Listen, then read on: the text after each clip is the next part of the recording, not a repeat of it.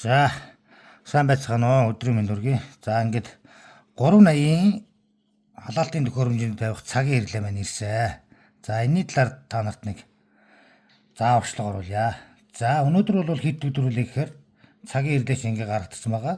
Өдрөд харуулах нь бол энэ week энэ товчийг лог товчийг нэг дараад 1 2 3 4 5 дахь өдөр тийм үү. За цаг одоо цагид болж байна 12 цаг 29 минут.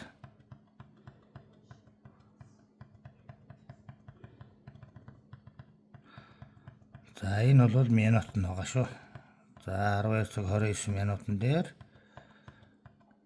за 30 минут л гадагруулчихлаа. За тэгэнгүүт 12 5 дахь өдөр 12 цаг минут. За одоо тааруулах хэрэгтэй. За шөнийн тогны хөнгөлтэй цаг буюу ороо 21 цаг тасах хэрэгтэй. Тэгвэл энэ програм товчийг дарангууд 1 хоног гарч иж байгаа. За 1 хоног гараад ирэнгүүт энэ week буюу өдрөө сонгоно. 7 хоногийн бүх өдөр гарч иж байгаа.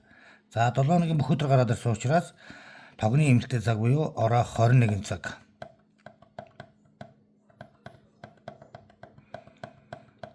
За 21 цаг тасна. За дахиад унтрах цаг. Дахиад програм дарлаа 1 оф гэж юм тийм үү. За week өдрөө дарлаа. Өглөөний 9 цагт унтраач тогны эмнэлтэй цаг дуусч байгаа. За ингэж боллоо. За ингэнгүүтээ ингээд гарчиж байгаа. За мануэл гэдэг энэ товчийг харж байгаа. Мануэл товч бол энэ авто гэдэг нь яагаад гэхээр нөгөө ороо 21-ээс өглөөсийн хооронд хүчээр асаа гэх юм бол оф авто он ингээд асаач чинь ийм л 3 модтой байгаа. За ингээд 380 цагийн ирлээ ирсэн байгаа шүү.